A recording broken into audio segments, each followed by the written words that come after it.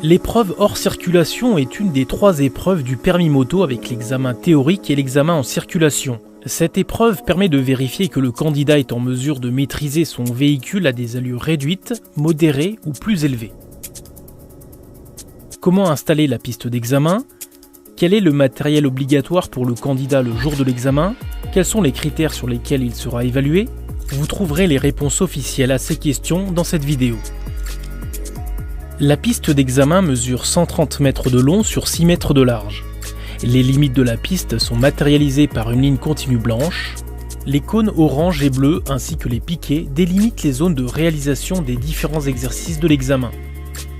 Le jour de l'examen, le candidat portera obligatoirement un casque de type homologué avec présence des 4 dispositifs réfléchissants, conformément aux dispositions du Code de la route. Des gants adaptés à la pratique du 2 roues motorisé et ou possédant les marquages de certification européenne CE.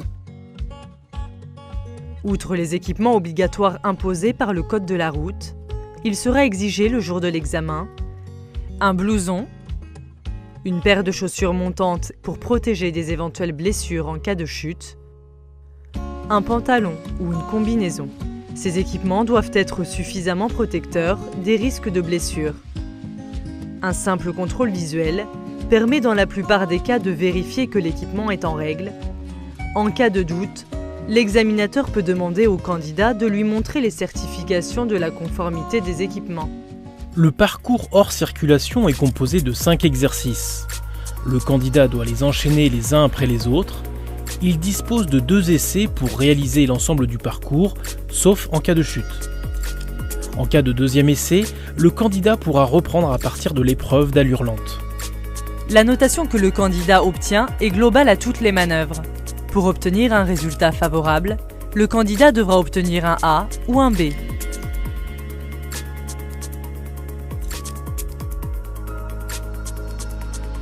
Pour réussir cette épreuve, le candidat doit enlever la béquille, pousser la moto du point A au point B, puis du point B au point A en marche arrière, et remettre la moto sur sa béquille latérale.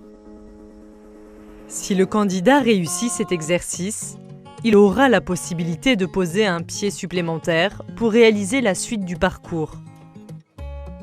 S'il échoue ou si la moto chute, la note du candidat ne sera pas impactée. En revanche, il ne pourra poser que 2 fois le pied par terre en dehors des zones autorisées pour l'ensemble du parcours.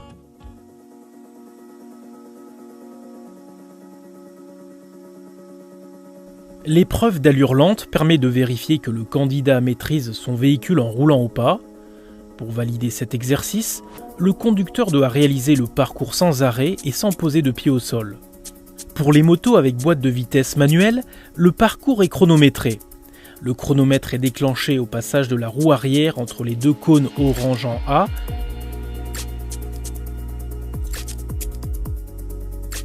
puis arrêté au passage de la roue arrière en B.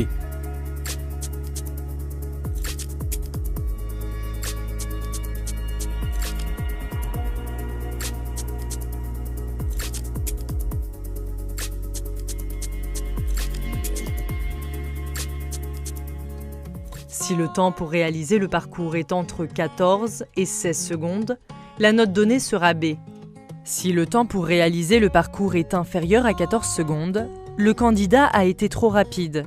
La note donnée sera C.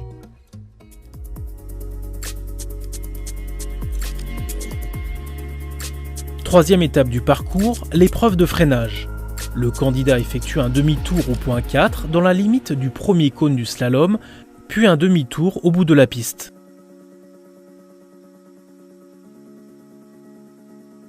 Il doit ensuite prendre de la vitesse et freiner au passage de la ligne C6. Le candidat devra s'immobiliser avant la ligne C5 si la piste est sèche et avant la ligne C4 si la piste est humide. L'examinateur doit vérifier qu'il n'y a pas de perte de contact de la roue arrière avec le sol pendant le freinage et que le candidat est en capacité de maintenir sa position tout au long du freinage en repoussant son guidon. Si la vitesse compteur avant freinage au passage de la roue avant au niveau de la ligne C6 est supérieure ou égale à 50 km/h, la note donnée sera A, sinon C. Si l'examinateur constate un défaut de maîtrise du freinage, la note donnée sera B. Si le candidat commence à freiner avant la ligne C6, la note donnée sera C.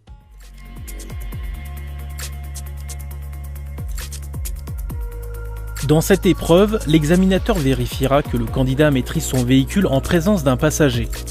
Le passager doit se tenir en position d'attente du côté opposé de la piste à l'arrivée du candidat. La moto immobilisée, le passager s'installe à l'arrière de la moto, le plus près possible du conducteur, les pieds sur les repose-pieds et les genoux serrés. Le candidat réalise le parcours.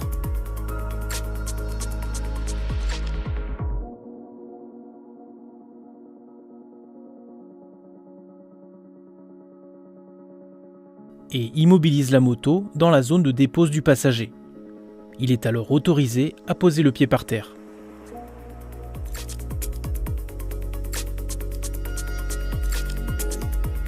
Après avoir déposé le passager, le candidat parcourt la piste en remontant le slalom.